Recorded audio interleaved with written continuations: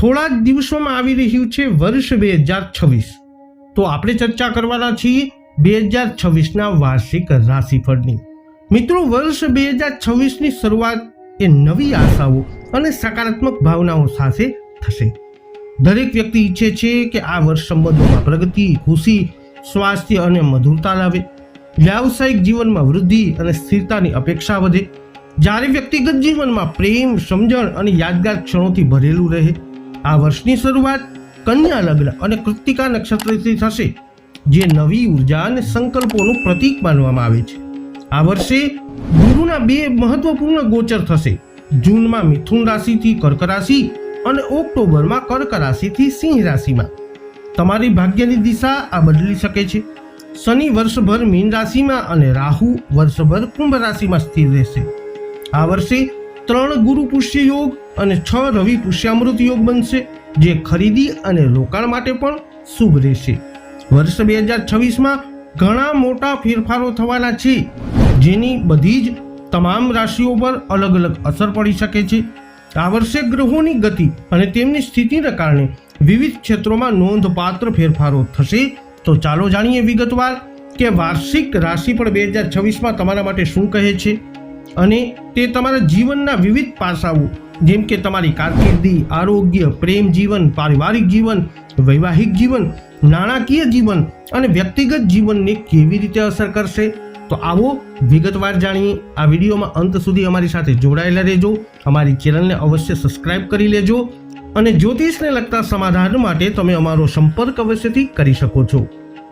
ચર્ચા કરીશું જેમના નામના અક્ષરો હોય છે ભ, ધ, ફ, ઢ, એટલે કે ધન રાશિ, ધનુ રાશિના જાતકોની. ધનુ રાશિના જાતકો માટે તમારી રાશિ પર શાસન કરતા ગ્રહ તમને જ્ઞાન, વિસ્તાર અને નસીબથી આશીર્વાદ આપે છે.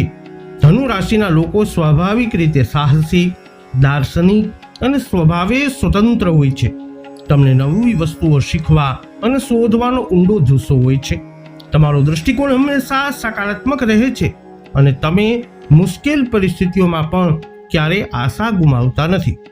તમને તમારા અનુભવનો અને જ્ઞાન અન્ય લોકો સાથે શેર કરવાનું ગમે છે. જો કે ક્યારેક સત્ય બોલવામાં તમારી બેશરમી લોકોને નુકસાન પહોંચાડી શકે છે. તમારા કાર્ય અને જીવનમાં આગળ વધવાની રીત તમારી સ્વતંત્રતા અને તમારી પોતાની શરતો પર પોતાને વ્યક્ત કરવાથી શ્રેષ્ઠ સેવા આપે છે. વર્ષ 2026નું આ વર્ષ તમારા માટે વૃદ્ધિ અને પરિવર્તનનું વર્ષ રહેશે. ગ્રહોની ગતિવિધિઓ તમને તમારા વ્યક્તિત્વને નિખારવા, નવા વ્યવહારુ લક્ષ્યો નક્કી કરવા અને જીવનના દરેક ક્ષેત્રમાં ગાઢ જોડાણ અનુભવવાની તકો આપશે. વાર્ષિક રાશિફળ 2026 અનુસાર પરિણીત જાતકોને વર્ષની શરૂઆતમાં કેટલાક પડકારોનો સામનો કરવો પડી શકે છે. નાની ગેરસમજ અને ભાવનાત્મક અંતર સંબંધોમાં તણાવ લાવી શકે છે. પ્રામાણિક વાતચીત અને આત્મનિરીક્ષણ સમસ્યાઓનું નિરાકરણ લાવશે અને તમારા સંબંધોને મજબૂત બનાવશે. એકલવાયા જાતકોને ડેટિંગની તકો ઓછી મળી શકે છે અને વિશ્વાસના અભાવને કારણે ઊંડા જોડાણ બનાવવામાં મુશ્કેલી પડી શકે છે. તેથી જૂના ઘાને મટાડવા અને પ્રામાણિકપણે વાતચીત કરવા પર ધ્યાન કેન્દ્રિત કરો.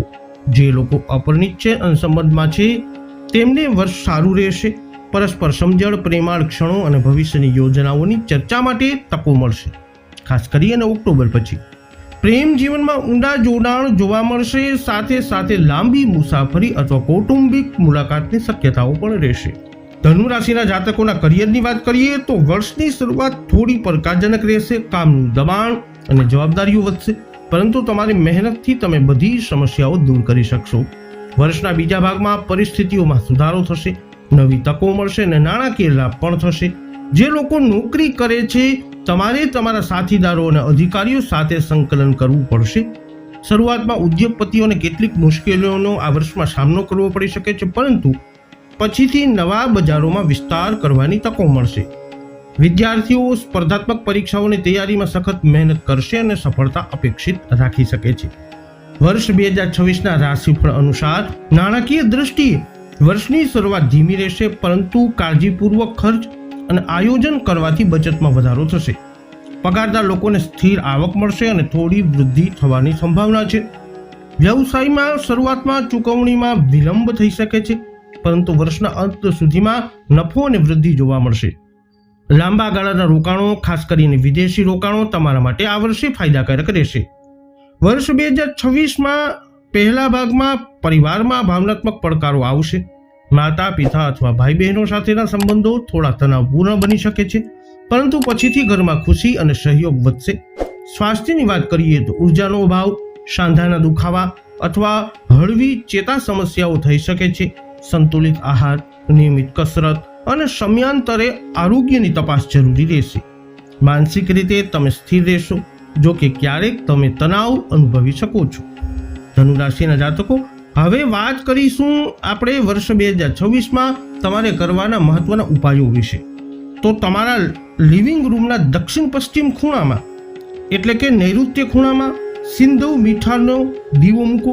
આનાથી સંબંધોમાંથી નકારાત્મક ઉર્જા હશે તો એ દૂર થશે. તો ધનુ રાશિના જાતકો, વૈદિક જ્યોતિષ શાસ્ત્ર અનુસાર 2026નું ગ્રહોનું ગોચર તમારા માટે કંઈક આવી પરિસ્થિતિનું નિર્માણ કરનારું સાબિત થઈ શકે છે. આ વિડીયો અંગેના તમારા અભિપ્રાય, તમારા મંતવ્ય કોમેન્ટમાં જણાવજો. વિડીયોને લાઇક કરજો, શેર કરજો. અમારી ચેનલને અવશ્ય સબસ્ક્રાઇબ કરી લેજો. ફરી મળીશું નવા વિડીયોમાં. જય અંબે.